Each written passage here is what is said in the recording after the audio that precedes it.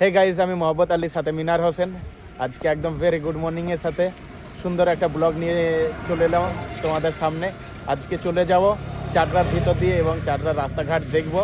Comment থাকবে তাতে চাটরার কত পার্সেন্ট রাস্তা ভালো, কত পার্সেন্ট খারাপ, সেটা কমেন্ট করব। আর কোথা থেকে ভিডিওটা দেখছো, কোন গ্রামের ভিডিও আগলে এই ভিডিওতে দেখতে চাও, সেটা কমেন্ট করে জানাও। মিনার হোসেন, তো সঙ্গে থাকো, দেখতে থাকো আমাদের ভিডিওটা কেমন লাগে। আর পার্সেন্টেজ দিতে ভুলবেন না, যে রাস্তার অবস্থা কীরকম, পার্সেন্টেজটা একটু দিয়ে যাবেন। ধন্যবাদ। এই আমরা চাটরা ঢুকে গেলাম। চাটরার সামনে হাই মাদ্রাসা। এই যে আমাদের হাই মাদ্রাসা। এই যে চাটরা ঢোকার যে মেন রাস্তাটা, সেটাই ঢুকতে তো খুবই ভালো লাগছে। বাকিটা দেখবো, অসুবিধা নাই। চাটরার রাস্তা ভালো হবে, তার মেন রাস্তাটা ভালোই আছে। সামনে এই সাইডে কবরস্থান, এই সাইডে মাঠ, ঠান্ডার আবহাওয়া, হাড় কাঁপানি ঠান্ডা। ড্রেনটাও খুব সুন্দর আছে, আমাদের গ্রামের মতো জঘন্য ড্রেন না এটা। দেখতেই পাচ্ছ চাটরার মেন রাস্তা, এই ড্রেন। এখানে হালকা সামথিং একটু খারাপ আছে, এটা মাটির জমি আছে, এটা মেনে নেওয়া যায়। কিন্তু একদম রাস্তা যে খাল হয়ে যাবে সেগুলো মেনে নেওয়া যায় না। তো যাই হোক, এখানে আমি একটু রিক্সার সাথে বের করে নিলাম গাড়িটা। এখান থেকে রাস্তা বেশ ভালো খারাপ হয়ে আছে। পার্সেন্টেজটা শেষ বেলায় দিব। এই হচ্ছে চাটরার এই যে ড্রেনটা, সামনে ড্রেনটা ভালো নাই, সেই কারণে সামনে দেখতে পাচ্ছ যে পানিটা জমে আছে। এই ড্রেনটারই কারণ সম্ভবত। এখানে সামনে মসজিদ, মাশাআল্লাহ খুব সুন্দর মসজিদ আছে, তার সামনেই এই যে রাস্তাটা, এইটুকু খারাপ। চাটরার মধ্যে এইটুকু খারাপ, আর এতে তো পার্সেন্ট কাটবেই। এই যেটুকু খারাপ, মানে এটা চাটরা মোড় থেকে এই রাস্তাটা মূলত বের হবে কখনো বাজার পাড়াতে বের হবে এই রাস্তাটা। এই রাস্তায় এই ছোটোবেলাতে প্রায় আসতাম আমি। এই যে রাস্তাটা, এই রাস্তাটার হাল খারাপ। বাকিটা পাবলিক ডিসাইড করবে কত পার্সেন্ট ভালো, কত পার্সেন্ট খারাপ। এইগুলা প্রচুর খারাপ আছে। হতেও পারে এই দেখা শেষ দেখা, হতেও পারে এই গানই শেষ গান, হতেও পারে আমাদের এই ভিডিও শেষ ভিডিও, হতেও পারে আমাদের সংগ্রাম শেষ সংগ্রাম, হতেও পারে। না হওয়ার কিছুই নেই।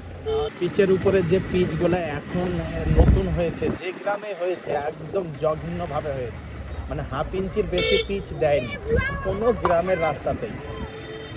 তো সেই কারণে মানে পিচের রাস্তা করতে গিয়েছে একদিকে, আর পিছন কন্ট্রাক্টরের পিছন পিচ উঠতে গিয়েছে। পিচ বলছে কে আগে যাই, দেখি মঞ্জিল অব্দি তুই পৌঁছাবি না আমি পৌঁছাবো। এই রাস্তার অবস্থা নোংরা বলছে না।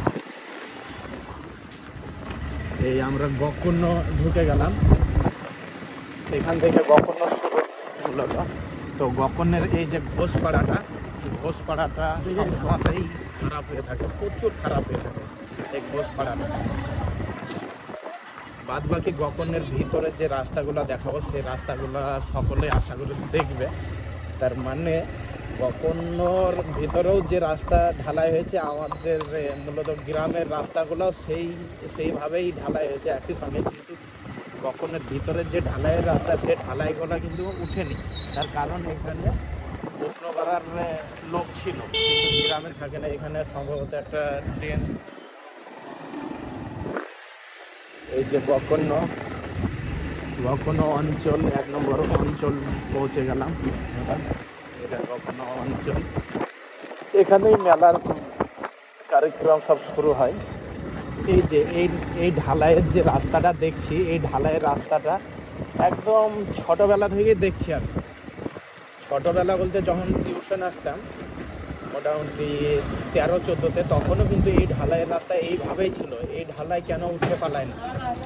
এই ঢালাই উঠে না পালানোর একটাই কারণ, এইসব এলাকাতে মানুষ নিজের কাজ বলে, এটা নিজের প্রপার্টি বলে, রাস্তাটা নিজের প্রপার্টি বলে কিন্তু কাজটা করিয়ে নেয় কন্ট্রাক্টরের সঙ্গে।